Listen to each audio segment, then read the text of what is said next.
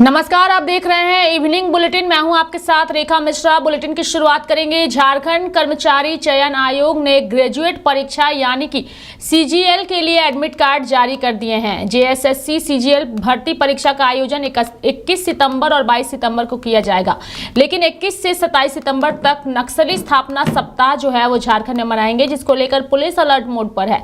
जिस दिन JSSC CGL भर्ती परीक्षा है, उसी दिन नक्सली स्थापना सप्ताह को लेकर विकास से जुड़े कार्यस्थल जैसे सड़क, पुल और पुलिस के अलावा मोबाइल टावर, साइडिंग, बाजार सहित अन्य स्थानों को निशाना बना सकते हैं। ऐसे में अब छात्रों को अपनी सुरक्षा का डर सता रहा है और यही वजह है कि छात्रों ने परीक्षा की तिथि को आगे बढ़ाने की मांग की है, जिसको लेकर जेएसएससी और सीएमओ को मेल किया गया है। साथ ही विपक्ष की पार्टियां यानी कि बीजेपी के नेताओं को भी मेल किया गया है, लेकिन अभी तक छात्रों की मांग जो है वो पूरी नहीं हुई है। साथ ही राष्ट्रीय सेवा फाउंडेशन में भी इनकी ओर से अपनी बातों को रखा गया है। देखने वाली बात होगी कि क्या छात्रों की मांगों पर विचार किया जाता है या नहीं।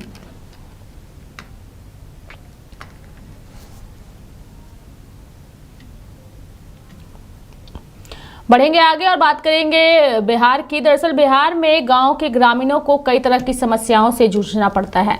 समस्या को सुलझाने के लिए जिले के सरकारी दफ्तर का वो चक्कर भी उन्हें लगाना पड़ता है। अब उन्हें धीरे धीरे लोगों को छुटकारा इन समस्याओं से मिल रहा है। दरअसल मुख्यमंत्री नीतीश कुमार ने अपने मंत्रियों को निर्देश दिया है कि वे प्रदेश कार्यालय में जनता दरबार लगाकर ऑन द स्पॉट जन सुनवाई के माध्यम से लोगों की समस्या का निदान करें। और इसी को लेकर के आज जेडीयू कार्यालय में जनता दरबार लगाया गया, जिसमें मंत्री श्रवण कुमार सहित कई लोग मौजूद रहे और ऑन द स्पॉट लोगों की समस्या सुनी गई और उनका निराकरण को लेकर के दिशा निर्देश दिए गए। देखिए, जो कानून के हिसाब से चलते हैं उनको कोई दिक्कत और परेशानी नहीं होती है, चाहे राजनीतिक जीवन में हो, सामाजिक जीवन में हो या फिर सरकारी स्तर पर काम कर रहे हो। लेकिन जो नियम का, कानून का विधि सम्मत कार्रवाई नहीं करते हैं, उनको अनेक प्रकार के चुनौतियों का, अनेक प्रकार के मुसीबतों का सामना करना पड़ता है। तो हमेशा इस बात का ख्याल रखना चाहिए जो संवैधानिक पद पर बैठे हैं उनके लिए भी, राजनीतिक सार्वजनिक जीवन में है उनके लिए भी, कि नियम के हिसाब से, कानून के हिसाब से काम करें तो जीवन में झंझावात से बचाव होगा। जीवन में कुछ ऐसा कि उनके जीवन में नहीं होगा जो आज लोग झेल रहे हैं। अच्छा, ये जम्मू कश्मीर में धारा 370 आप सभी को नमस्कार। देखिए, कोर्ट की जो प्रक्रिया है तो उस पर किसी का कहना ठीक नहीं होगा। कोर्ट का अपना एक प्रोसीजर होता है, प्रक्रिया होती है, और कोर्ट उसमें जब केस ट्रायल पे आ जाता है, मैटर जब सब जुडिस हो जाता है तो उसमें कोर्ट फिर फाइनल निर्णय लेता है। उस पर टीका टिप्पणी करना उचित नहीं है। अच्छा, ये पहली बार है धारा 370 हटने के बाद है जो चुनाव हो रहा जम्मू कश्मीर में, जो पहली बार धारा 370 तो चुनाव जो हो रहे हैं उसमें तो विभिन्न पार्टियां पार्टिसिपेट कर रही हैं और जनता जनार्दन जिनको उचित समझेगी अपना चुनाव करेगी। और बिहार में जैसे जनता जनार्दन ने माननीय मुख्यमंत्री जी को चुना, वहाँ भी जब काफ़ी दिनों बाद चुनाव हो रहा है, लोगों में उत्साह है। और वहीं बिहार की राजधानी पटना में जेडीयू की ओर से प्रेस कॉन्फ्रेंस का आयोजन किया गया और महिला सशक्तिकरण के प्रणेता को लेकर के और साथ ही नीतीश कुमार की तारीफ की गई, जिसको लेकर के अंजुम आरा ने अपनी बातों को रखा। जिस विषय पे हम यहाँ उपस्थित हुए हैं वह विषय है बिहार में की महिलाओं की स्थिति और जो सबलीकरण हुआ है बिहार की महिलाओं का, उस विषय पर आज का प्रेस कॉन्फ्रेंस है। इसकी शुरुआत आदरणीय नीतीश कुमार जी ने शुरुआत थी बिहार की बेटियों, बिहार की महिलाओं को आरक्षण देकर, और उसके बाद उन्होंने साइकिल योजना की शुरुआत की बिहार में, जिससे बेटियों को गति और शक्ति में समन्वय का पाठ पढ़ाया बिहार की बेटियों को। और आज उस दिशा में आगे बढ़ते हुए आज वो बेटियां जो उस दिन साइकिल लेके निकलती थी, आज आप हर इलाके में देखेंगे बिहार के कोने कोने में कि बेटियां AK-47 लेके और हथियारों से लैस होकर महिलाओं के विरुद्ध अपराध पहले की अपेक्षा कम हुए हैं। 2021 में जहां बिहार में महिलाओं के विरुद्ध का आंकड़ा 26वां स्थान था राष्ट्रीय स्तर पर, वो 2022 में कम होकर के हम बिहार जो है अब 28वें स्तर पे हैं। तो ये जब विपक्ष कहता है कि बिहार में विमेन रिलेटेड क्राइम इंक्रीज हुआ है, तो ये हमारा डाटा नहीं बल्कि NCRB का ये डाटा है जो कहता है कि बिहार में 2021 के बाद से विमेन रिलेटेड जो अपराध है, क्राइम है, उसमें गिरावट आई हुई है। तो नेता प्रतिपक्ष बौखलाए हुए हैं। जो फीडबैक जनता से मिल रही है, उन्हें बिहार का सुशासन नहीं दिख रहा है, उन्हें बिहार का कानून का राज नहीं दिख रहा है, और यही कारण है कि वो अनर्गल बयान दे रहे हैं। एक अभी आज हम लोग पीसी से पहले एक और खबर हम लोगों के सामने चल कर के आई। वो खबर थी कि CBI ने और ED ने चार्जशीट और सप्लीमेंट्री चार्जशीट ऑनरेबल कोर्ट में सबमिट किया, और उसमें आदरणीय लालू प्रसाद यादव जी के नेता प्रतिपक्ष तो इम्प्लीकेटेड रहे ही हैं उस केस में, हाजिरी बजाते ही रहे हैं। लालू प्रसाद जी हाजिर हो, आदरणीय तेजस्वी यादव जी हाजिर हो, न्यायिक प्रक्रिया है, हाजिर तो होना पड़ेगा। लेकिन लालू यादव जी के परिवार के और लोगों के नाम सप्लीमेंट्री चार्जशीट में सबमिट हो गए हैं। आप लोगों को इस बात की जानकारी है कि नेता प्रतिपक्ष यात्रा को बीच में ही स्थगित करके रोक करके विदेश यात्रा पे जा रहे हैं। विदेश यात्रा पे जब जाता है तो आप लोग जानते हैं कि पासपोर्ट लेना होता है, पासपोर्ट लेकर के जाते हैं। ये ऐसे बढ़ेंगे आगे और बात करेंगे मंत्री अन्नपूर्णा देवी की, जिन्होंने आज प्रेस कॉन्फ्रेंस किया और साथ ही प्रधानमंत्री नरेंद्र मोदी के विकसित भारत के दृष्टिकोण को साकार करने और वुमेन लीड डेवलपमेंट पर जोर देने की दिशा में एक परिवर्तनकारी प्रयास में महिला एवं बाल विकास मंत्रालय ने जून से अगस्त 2024 तक कई महत्वपूर्ण उपलब्धियां हासिल की है, जिसके बारे में उन्होंने विस्तार पूर्वक जानकारी दी। राज्य सरकार इस मामले में लग रहा है कि मौन है। बहुत ज्यादा राज्य सरकार गंभीरता से महिला सुरक्षा पर गंभीरता से राज्य सरकार नहीं ले रही है। यानी कानून व्यवस्था राज्य में आज के दिन में देखें तो ठप है, बिल्कुल लोग परेशान हैं और हमारी महिलाएं बिल्कुल सुरक्षित नहीं है। दिन में भी कहीं जाना उनके लिए शायद वो खुद को सुरक्षित महसूस नहीं कर रही है। मैम, शिक्षा जो जानकारी आपने दी है इसके बारे में हम पता करेंगे, लेकिन ऐसे तो ये एक प्रावधान है ही बिल्कुल। मैटरनिटी लीव महिलाओं का फंडामेंटल राइट है, एक तरह से कहेंगे तो मिलने चाहिए जी। इसके बारे में जानकारी लेंगे। सरकार अगर नहीं दे रही है तो निश्चित तौर पर हम भी इसके बारे में बात करेंगे कि महिलाओं को उसका पूरा अधिकार मिले। विकसित भारत का संकल्प जो प्रधानमंत्री जी ने लिया है, तो आज निश्चित रूप से हम देश को आगे बढ़ाने के लिए हर एक क्षेत्र में काम कर रहे हैं। और जैसा कि पहले ही कहा कि एक तो महिलाओं की भी भागीदारी उसमें बढ़े, महिला वर्कफोर्स में महिलाओं की भागीदारी बढ़े, इसको लेकर भी काम कर रहे हैं। तो जब सामूहिक रूप से कोई भी प्रयास होगा तो निश्चित तौर पे एक हर एक चीजों का एक मापदंड है, हमको उस मापदंड तक, उस इंडिकेटर तक हमें पहुंचना है, ये एक लक्ष्य है।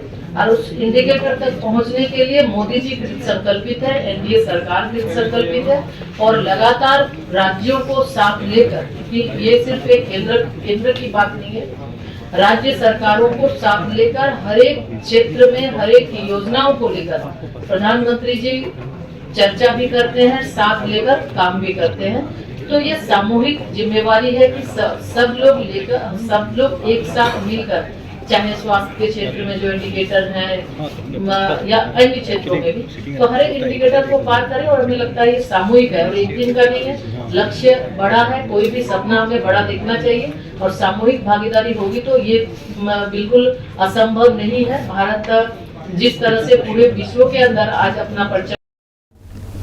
उत्तर प्रदेश के मुख्यमंत्री योगी आदित्यनाथ के गुरु व गोरखपुर मठ के मठाधीश्वर महंत अवैधनाथ की 10वीं पुण्यतिथि मऊ जिले के मोहम्मदाबाद तहसील के सेक्रेट हार्ट स्कूल में बड़े ही धूमधाम के साथ मनाया गया। महंत अवैधनाथ की 10वीं पुण्यतिथि के मौके पर विश्व हिंदू महासंघ के प्रदेश अध्यक्ष भिखारी प्रजापति मऊ पहुंचे, जहां मऊ बॉर्डर पर पहुंचते ही प्रदेश अध्यक्ष भिखारी प्रजापति का विश्व हिंदू महासंघ के कार्यकर्ताओं ने हजारों गाड़ियों के काफिले के साथ स्वागत किया। सर्वप्रथम कार्यक्रम का शुभारंभ विश्व हिंदू महासंघ के प्रदेश अध्यक्ष भिखारी प्रजापति ने दीप प्रज्वलित कर महंत अवैधनाथ के चित्र पर माल्यार्पण के साथ पुष्प अर्पित कर किया। इस दौरान विश्व हिंदू महासंघ के प्रदेश अध्यक्ष भिखारी प्रजापति ने कहा कि राष्ट्रीय महंत अवैधनाथ छुआछूत और भेदभाव के काफी खिलाफ थे।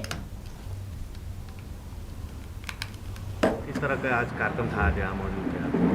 हिंदुत्व पुनर्जागरण अभियान के महानायक योगी आदित्यनाथ जी महाराज के आशीर्वाद से आज हम लोग राष्ट्र संत अवैधनाथ जी महाराज जी की 10वीं पुण्यतिथि के अवसर पर मऊ जिले में उनकी पुण्यतिथि का आयोजन के कार्यक्रम में आए। राष्ट्र संत अवैधनाथ जी महाराज जी का कहना था कि छुआछूत एक हिंदू समाज की कोढ़ है। हिंदू समाज को चाहिए कि जितना जल्दी हो सके छुआछूत के इस दंश को समाप्त करें। इसके लिए उन्होंने दलित बस्तियों में सहभोज का आयोजन किया था और इस माध्यम से उन्होंने पूर्वी उत्तर प्रदेश में सामाजिक समरसता की एक ज़बरदस्त क्रांति पैदा की। आज हम उन्हीं तथ्यों को लेकर के आज यहाँ मऊ जनपद में आना है। हिंदुओं को एकजुट करते रहे हैं आप, कहा कि कटेंगे तो बटेंगे तो कटेंगे, क्या है? हमारा इतिहास जो है वो बताता है कि जब जब हम बटे तब तक हम कटे। इसी को लक्ष्य करके योगी आदित्यनाथ जी महाराज जी ने कहा कि हम बटेंगे तो कटेंगे। लेकिन आज राष्ट्र संत अवैधनाथ जी की 10वीं पुण्यतिथि के अवसर पर विश्व हिंदू महासंघ यह संकल्प लेता है, न हम बटेंगे न हम कटेंगे, हम सनातन हैं, सनातन रहेंगे। हिंदू एकजुट नहीं हो पाते हैं, कई बार भी देखा गया। इस बार लोकसभा चुनाव में भी संख्या कम रही लोग सांसदों की, तो क्यों नहीं एकजुट हो पाते हैं? जाति में बढ़ जाते हैं तो एकजुट एक पहलू पे आते नहीं है सामने। कालांतर में माना हमसे कुछ गलतियां हुई हैं। बीते हुए समय में हमने जाति के नाम पर, हमने धर्म, हमने जाति के नाम पर, गोत्र के नाम पर, ऊंच नीच के नाम पर, छुआछूत के नाम पर समाज में ढेर सारा भेदभाव पैदा था। लेकिन राष्ट्र संत अवैधनाथ जी ने जब से प्रयास किया, इसमें ढेर सारी कमी आई हुई है। योगी आदित्यनाथ जी महाराज जी के द्वारा, इस संगठन के द्वारा हम लोग प्रयत्नशील हैं कि जो पिछले समय में जो हम अपने समाज के साथ जो एक प्रकार का भेदभाव का बर्ताव करते थे वह खत्म हो। जिस दिन यह भेदभाव खत्म हो जाएगा, भारत योगी आदित्यनाथ जी महाराज के नेतृत्व में हिंदू राष्ट्र भी बन जाएगा। अभी गाजियाबाद में एक जो जूस बेचता था वो यूनियन मिला। विश्व हिंदू महासंघ के प्रदेश अध्यक्ष श्री भिखारी प्रजापति जी आए थे। आज सामाजिक समरसता के ध्वजारोहक अवैधनाथ जी की पुण्यतिथि थी, जिस अवसर पर विश्व हिंदू महासंघ के प्रदेश अध्यक्ष श्री भिखारी प्रजापति जी आए और मऊ जनपद के समस्त कार्यकर्ता आए, जिसको बड़े धूमधाम से हम लोग मनाया। हिंदुओं को एकजुट करने की बात की गई है, हो पाएंगे? बिल्कुल होंगे, हम लोगों का प्रयास चल रहा है। आज जैसे हम लोग दलित बस्तियों में जाते हैं, जाकर वहाँ पर छुआछूत भेदभाव को मिटाने के लिए सामाजिक समरसता का कार्यक्रम रखते हैं और आज इसी क्रम में आज मऊ हुआ है और हम लोग जा रहे हैं बलिया कार्यक्रम करने के लिए। वन नेशन वन इलेक्शन प्रस्ताव को मोदी कैबिनेट से आज मंजूरी मिली है और एक साथ चुनाव कराने का रास्ता जो है वो साफ है। ऐसे में कुरुक्षेत्र यानी कि हरियाणा में केंद्रीय मंत्रिमंडल द्वारा एक राष्ट्र एक चुनाव को मंजूरी मिलने पर हरियाणा के मुख्यमंत्री नायाब सिंह सैनी ने कहा, मैं पीएम मोदी को बधाई देता हूँ। यशस्वी प्रधानमंत्री आदरणीय नरेंद्र मोदी जी को बहुत बहुत बधाई और शुभकामनाएं देता हूं, क्योंकि जो निर्णय कर रहे हैं, ऐतिहासिक निर्णय कर रहे हैं, देश के हित में कर रहे हैं। देश के अंदर लगातार चुनाव होते रहते हैं। एक तो विकास की गति बाधित होती है, दूसरा लोगों के काम नहीं होते और लगातार लोग चुनाव की प्रक्रिया में ही फंसे रहते हैं। जो आदरणीय प्रधानमंत्री जी ने ये पिछले दिनों एक कमेटी बनाई थी, उस कमेटी की रिपोर्ट भी आई, आज कैबिनेट ने उसको मंजूरी दी है। मैं बहुत बहुत धन्यवाद करता हूं। इससे खर्चा भी कम होगा, विकास की गति भी देगी। वन नेशन वन इलेक्शन को मोदी कैबिनेट ने मंजूरी मिलने के बाद कांग्रेस अध्यक्ष मल्लिकार्जुन खड़गे ने इसे अव्यावहारिक बताने वाली टिप्पणी की, जिस पर केंद्रीय मंत्री अश्विनी वैष्णव का बयान सामने आया है और उन्होंने कहा है कि बहुत जल्द विपक्ष में आंतरिक दबाव ना बनने लगे, क्योंकि 80% से अधिक लोगों ने इसे सकारात्मक समर्थन दिया है। जल्दी विपक्ष में भी उनके अंदर से आंतरिक दबाव बनने न लग जाए कहीं, क्योंकि देश में करीब 80% of the respondents who responded during the consultation process, 80% से ज्यादा लोगों ने इसको बहुत पॉजिटिव सपोर्ट दिया है, खासकर यूथ ने। Youth is very much in favour of it. One nation one election को लेकर के कांग्रेस नेता हरीश रावत की भी प्रतिक्रिया सामने आई है और उन्होंने कहा है कि यह निर्णय केवल गिमिक है। नहीं, केवल एक गिमिक है, एक प्रपंच है। आसन्न हार दिखाई दे रही है उनको। जम्मू कश्मीर में भी, हरियाणा में भी बुरी तरीके से पिट रहे हैं। जहां उपचुनाव हो रहे हैं उनमें भी भाजपा को हार दिखाई दे रही है। और भाजपा को ये भी लग रहा है, मुझे जानकारी मिली है कि आरएसएस के शीर्ष चर्निंग कैंप में भी ये बात उभर के आई थी कि महाराष्ट्र और झारखंड भी हारने जा रहे हैं। अब तो सक्सेसिव एक के बाद एक राज्य में जो हार दिखाई दे रही है भाजपा को, उससे ध्यान हटाने के लिए और इस तरीके का प्रपंच रचा। वन नेशन वन इलेक्शन को लेकर के आरजेडी नेता मनोज झा की भी प्रतिक्रिया सामने आई है और उन्होंने कहा है कि इस देश में वन नेशन वन इलेक्शन था, मोदी जी कोई नायाब हीरा नहीं ला रहे हैं। देखिए, मैं सीधी सी बात कहता हूं कि और लगातार इस बात को मेरी पार्टी कहती रही, इस देश में वन नेशन वन इलेक्शन था भाई। मोदी जी कोई नायाब हीरा नहीं उठा के ला रहे हैं। 1962 के बाद वो माला क्यों टूटी? क्योंकि सिंगल पार्टी डोमिनेंस खत्म होने लगी।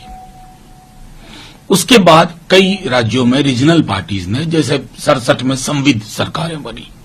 आज मैं पूछ रहा हूं कि मुझे मसौदा देखना है, क्योंकि ये टिप्पणी बगैर मसौदा देखे हो रही है।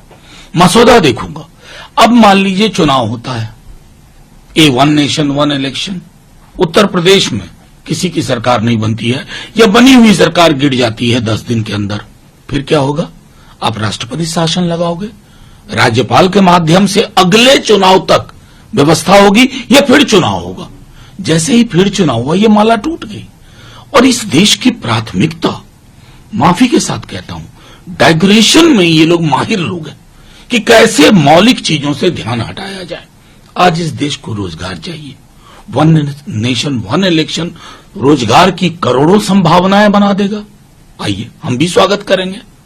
कुल मिलाकर के ये सारी चीजें कोशिश होती हैं कि जो एक फेडरल कैरेक्टर है, जो एक हमारे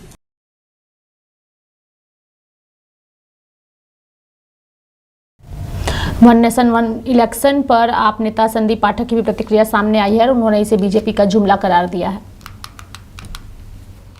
देखिए, हमें ये लगता है कि ये भारतीय जनता पार्टी का एक और नया जुमला है और मैं बताता हूं क्यों। थोड़े दिन पहले 4 राज्यों के चुनाव होने थे। 4 राज्यों के चुनाव में इन्होंने सिर्फ 2 राज्यों का चुनाव किया। इन्होंने हरियाणा का और जम्मू एंड कश्मीर का चुनाव कराया, झारखंड और महाराष्ट्र को छोड़ दिया। अगर आप 4 राज्यों के चुनाव नहीं करा पा रहे हो, आप वन नेशन वन इलेक्शन कैसे कराओगे? उसको भी छोड़ो, मैं इनसे ये कहना चाहता हूं कि हम मांग कर रहे हैं कि महाराष्ट्र और झारखंड के साथ आप दिल्ली का चुनाव करा दो। ये उसमें भी सहमत नहीं है। तो जब आप एक साथ 3 राज्य के चुनाव कराने में असमर्थ हैं, एक साथ 4 राज्यों के चुनाव कराने में असमर्थ है, तो फिर ये कैसे संभव है कि आप पूरे देश में एक साथ चुनाव करेंगे? तो ये एक बहुत बड़ा जुमला है। इसके अलावा एक और इंपॉर्टेंट पॉइंट है जो मैं आपके माध्यम से देश के सामने रखना चाहूंगा। क्या होगा अगर बीच में कोई सरकार गिर जाती है? अगर 5 साल के कार्यकाल में 2.5 साल में कोई सरकार गिर जाती है, तो क्या 2.5 साल फिर राष्ट्रपति शासन लगेगा वहां पे? और 2.5 साल राष्ट्रपति शासन लगेगा तो क्या बीजेपी ये सोच रही है कि वो फिर राष्ट्रपति शासन के थ्रू अपनी मनमर्जी एलजी के माध्यम से अपनी मनमर्जी चलाएंगे? एलजी के माध्यम से कई सारे डेमोक्रेटिकली इलेक्टेड गवर्नमेंट्स को और राज्यों को डिस्टेबलाइज करने का काम बीजेपी ऑलरेडी कर रही है। तो क्या ये इनका एक सिनिस्टर प्लान है कि ऐसे करके राज्यों को डिस्टेबलाइज किया जाए? मेरा यह मानना है कि भारतीय जनता पार्टी का एक वैसा ही जुमला है जैसे किसानों के लिए कानून बिना किसानों से डिस्कस किए लेकर आए, डीमोनेटाइजेशन बिना एक्सपर्ट से डिस्कस किए लाए, जैसे कोरोना में ये थाली बजवाए, ये वैसे ही एक नया जुमला है। इसका कोई कुछ होना जाना नहीं। केंद्रीय मंत्रिमंडल में एक राष्ट्र एक चुनाव को मंजूरी दिए जाने पर केंद्रीय मंत्री गिरिराज सिंह ने इसकी प्रशंसा की है और कहा है कि पीएम हमेशा से इसके पक्ष में रहे हैं। One nation one election, Narendra Modi ji शुरू से ही इसके पक्ष थे। देश के सभी पूर्व चीफ जस्टिसों से चर्चा की गई, देश के मूर्धन्य नेताओं से, राजनीतिक दलों से चर्चा की गई, देश के हर चैम्बर ऑफ कॉमर्स से चर्चा की गई और आज अंततः कैबिनेट से मंजूरी हो गई। खड़गे की भाषा केवल विध्वंसक भाषा होती है, निगेटिव होती है। ये खड़गे वही हैं जो देश को कहा था कि अगर 20 सीट और आ जाती तो मोदी सहित सबको जेल भेज देता। ये देश के विकास के लिए जरूरी है वन नेशन वन इलेक्शन। देश के लॉ एंड ऑर्डर के लिए जरूरी है क्योंकि 2-3 महीने सारे फोर्स वहां लग जाते हैं। ये देश के प्रगति के लिए जरूरी है। और 1967 के पहले तो खड़गे बताएं ना, राहुल बताएं कि एक देश एक इलेक्शन होता था कि नहीं होता था, उसमें कौन सा नुकसान था, क्यों नहीं नेहरू उस समय इसको रोक दिया था। तो जब एक नेशन एक election, one nation one election, ये पॉलिसी दी बेस्ट पॉलिसी है। इसे पॉलिटिकल वेंडेटा के तहत कांग्रेस विरोध कर रही है या अपोजिशन जो भी विरोध करेंगे। देश का नौजवान चाहता है, देश का हर नौजवान चाहता है कि देश की विकास हो। सालों भर चुनाव पैसे खर्च होते हैं, देश का पैसा खर्च होता है। ये लोग देश के दुश्मन हैं, इसी तरह से बात। वहीं दूसरी ओर वन नेशन वन इलेक्शन पर जेडीयू के राष्ट्रीय प्रवक्ता राजीव रंजन की भी प्रतिक्रिया सामने आई है और उन्होंने कहा है कि बदल रहे भारत की तस्वीर और बेहतर बनेगी इससे।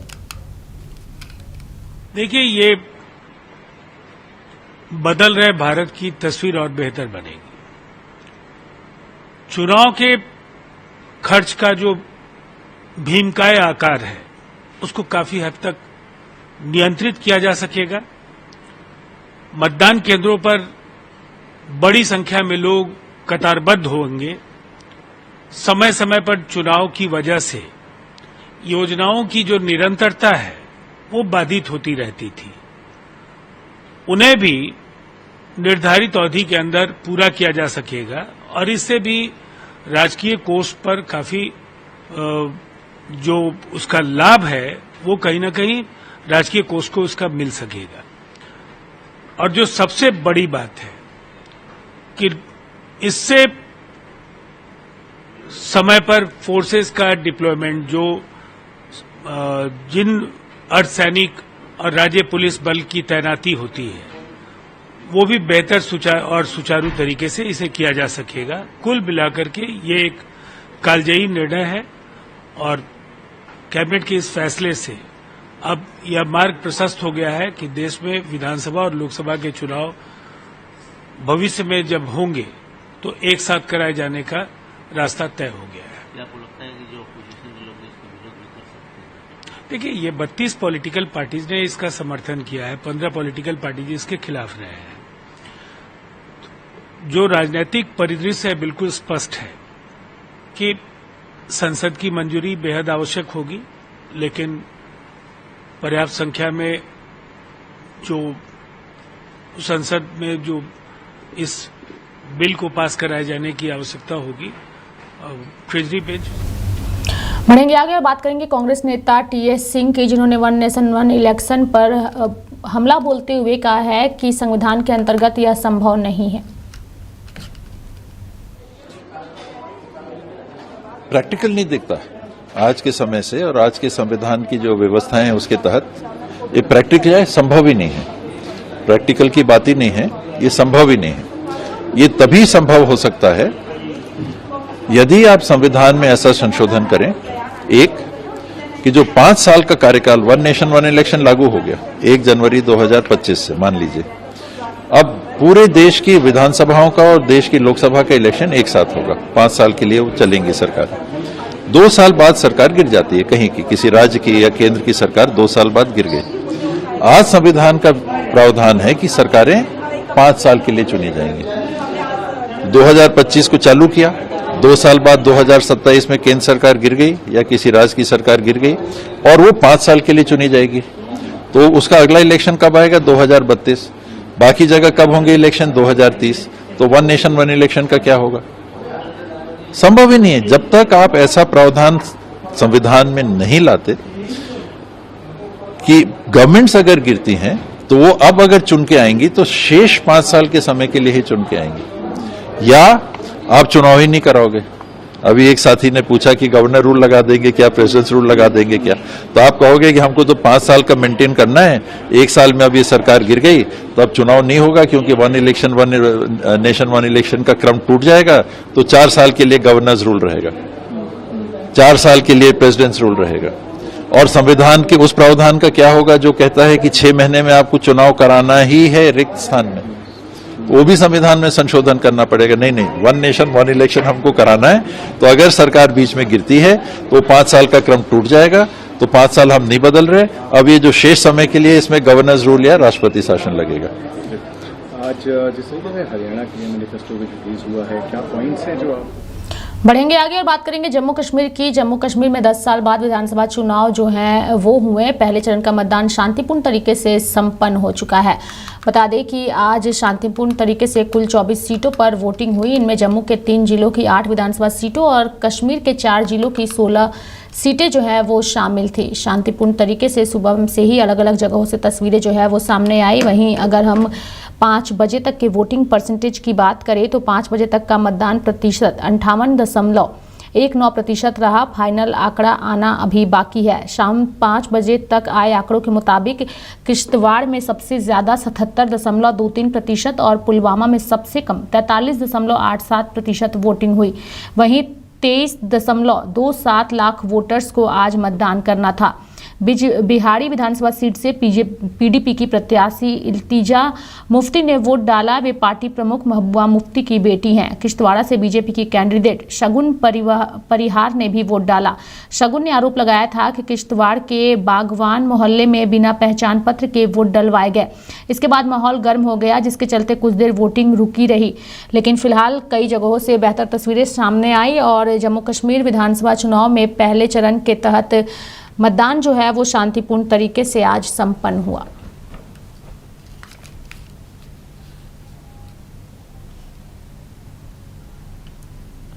बढ़ेंगे आगे और बात करेंगे बिहार के नालंदा की। नालंदा यूनिवर्सिटी राजगीर के सुषमा स्वराज ऑडिटोरियम में बुधवार को डाक विभाग द्वारा टिकट प्रदर्शनी कार्यक्रम आयोजित किया गया। बता दें कि नालंदा पैक्स के तहत जिला स्तरीय डाक टिकट प्रदर्शनी कार्यक्रम आयोजित किया गया। इस कार्यक्रम का उद्घाटन ग्रामीण विकास मंत्री श्रवण कुमार व जदयू के सांसद कौशलेंद्र कुमार ने संयुक्त रूप से किया। इस दौरान मुख्य डाक महाअध्यक्ष अनिल कुमार ने अतिथियों का भव्य तरीके से स्वागत किया। इस दौरान नालंदा यूनिवर्सिटी राजगीर परिसर में देशी विदेशी छात्राओं को डिग्री समेत अन्य सुविधाओं का लाभ पहुंचाने के लिए डाकघर खोलने की मांग की गई, जहां मुख्य डाक महाअध्यक्ष ने सहमति जाहिर की। वहीं उद्घाटन समारोह के दौरान ग्रामीण विकास मंत्री श्रवण कुमार ने भी अपनी बातों को रखा। विद्यालय के नाम पर डाक टिकट आपने जारी किया। इसी सभागार में देश के आदरणीय प्रधानमंत्री जी आए थे।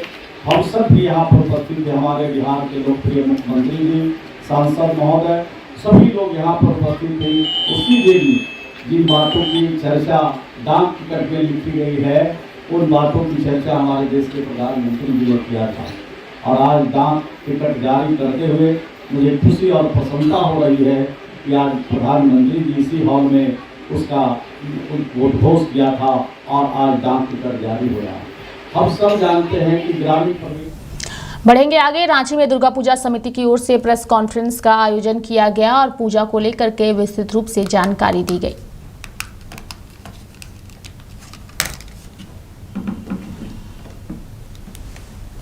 जानते हैं कि इस वर्ष जो 2000 रांची जिला दुर्गा पूजा समिति के तरफ से सभी मीडिया के बंधुओं का हम स्वागत करते हैं और अभिनंदन करते हैं। जैसा कि आप सभी जानते हैं कि इस वर्ष जो 2024 का दुर्गा पूजा है, इसको लेकर सारे पूजा आयोजक जो हैं अपनी तैयारियां जोरों शोरों से कर रहे हैं और अब कुछ ही दिन में शेष भी हैं। लेकिन आप लोगों को जैसा कि मालूम है कि कुछ दिन पूर्व रामलला दुर्गा पूजा समिति जो अभी प्रथम बार धुरवा में पुराना विधानसभा मैदान में इन्होंने दुर्गा पूजा की शुरुआत की है, तो अभी कुछ दिनों से जो लगातार विवाद होते आ रहा था प्रशासन और पूजा समिति के बीच में, तो उसको जाकर के जिला दुर्गा पूजा समिति ने वहाँ पर इस मामले को लेकर के हम लोगों ने सभी अधिकारियों से मिलकर कि कैसे इनको अनुमति मिले। प्रशासन का कहना था कि इन्होंने अनुमति नहीं लिया है, तो इसको लेकर के हम लोगों ने जाकर के फिर एसडीओ और डीसी को अनुमति के लिए, पूजा की अनुमति के लिए और वहाँ पे सारे कार्यक्रम को लेकर के हम लोगों ने अनुमति देने के लिए आवेदन दिया। उसके बाद काफ़ी कठिनाइयाँ आ रही थी, तो हम लोग जाकर के राज्य के मुख्यमंत्री हेमंत सोरेन जी से भी मिले और वहाँ पर जाने के बाद जो है इस मामले का पटाक्षेप हुआ। उन्होंने जो मीडिया पर जितने आए हैं उनको धन्यवाद देता हूँ। आप लोगों की संख्या देख के मुझे ये फक्र हो रहा है कि आप लोग भी हमारी चिंता कर रहे हैं कि रामलला दुर्गा पूजा समिति की पूजा भव्य हो, अच्छा आयोजन हो। आप लोग पूरा इंटरेस्ट ले रहे हैं, आप लोगों ने हम लोगों मीडिया कवर भी किया है। लेकिन मैं आपको बताना चाहता हूँ, एक्चुअली मेरा क्षेत्र अपर बाजार है और मैं धुरवा पहली बार गया था तो उधर के क्षेत्र से मुझे जानकारी नहीं थी। थोड़ी मोड़ी परेशानियाँ आ रही थी, तरह तरह के लोग हैं, कोई कुछ बोलता है कोई कुछ बोलता है, तो हम भी थोड़ा सा इधर उधर हो जाते हैं। लेकिन हमें यही महसूस हुआ कि हम लोग पूजा का आयोजन करते हैं, हमें कोई पॉलिटिक्स में नहीं जाना है, हम लोग पूजा में विश्वास करते हैं। इसीलिए इसको रांची जिला दुर्गा पूजा के अंतर्गत हमने विकी जी जो इसी साल अध्यक्ष बने हैं, पिछले साल मैं अध्यक्ष था, उनसे अनुरोध किया, मुंचुन जी से अनुरोध किया कि इसको अब हम लोग टेकल करें। अब ये कोई पॉलिटिकल नहीं बनाना है, रांची जिला के अंतर्गत जाना है। और बाकी मुंचुन जी और विकी जी के प्रयास से हम लोग यहाँ तक पहुँचे हैं और हमें पूरा विश्वास है हमारे मुख्यमंत्री हेमंत सोरेन जी पर कि वो पूरा बहुत अच्छे से हमारी पूजा का आयोजन की अनुमति दिए भी हैं और आगे भी देंगे। इसलिए मैं इतना ही कहना चाहता हूँ, मुख्यमंत्री जी को बहुत बहुत धन्यवाद। रांची जिला दुर्गा पूजा समिति के तरफ से सभी मीडिया के बंधुओं का हम स्वागत करते हैं और अभिनंदन करते हैं। जैसा कि आप सभी जानते हैं कि तो मेरे साथ इवनिंग बुलेटिन में अभी के लिए इतना ही। आप देखते रहिए लाइव इंडिया हर पल। नमस्कार।